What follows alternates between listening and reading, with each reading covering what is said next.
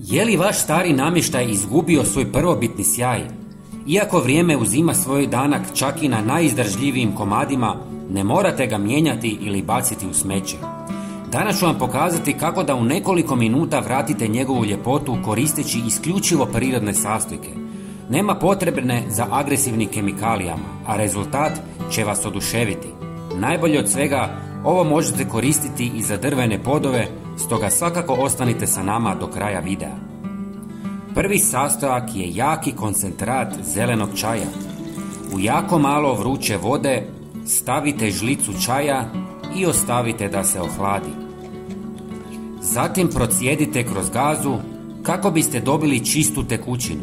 Zeleni čaj sadrži tanine koji pomažu u uklanjanju prljavštine i vraćaju boju drvetu. Flavonoidi i katehini djeluju kao antioksidansi štiteći drvo od starenja.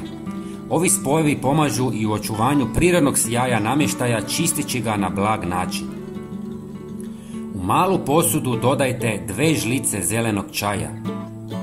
Za jako taman namještaj možete koristiti i crni čaj. Zatim dodajte 2 žlice orahovog ulja jer prodire duboko u drvo hraneći ga i vraćajući mu prirodni sjaj. Svojom sposobnošću da stvori zaštitni sloj štiti drvo od vlage i habanja. Osim toga, orahovo ulje naglašava prirodne boje drva, čime se postiže elegantan i sofisticiran izgled. Možete koristiti i maslinovo ili laneno ulje.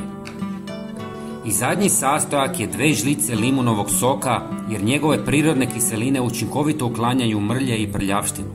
Osim toga, limunov sok osvježava drvo i ostavlja ugodan miris, čineći ga savršenim za njegu starog drveta. Omjer svih sastojaka 1:1. Nanesite sredstvo na površinu koristeći mekanu krpu, dobro utrljajte i polirajte. Ostavite ulje da se upije u drvo otprilike 10 minuta, a zatim obrišite suhom krpom za postizanje sjaja. Osim namještaja možete obnoviti i stari pod, postupak je isti. Pogledajte kako je velika razlika. Ovo je fantastično. Dragi prijatelji, bili bismo zahvalni ako biste podijelili ovaj video sa prijateljima kako bi i oni imali priliku obnoviti svoj stari namještaj.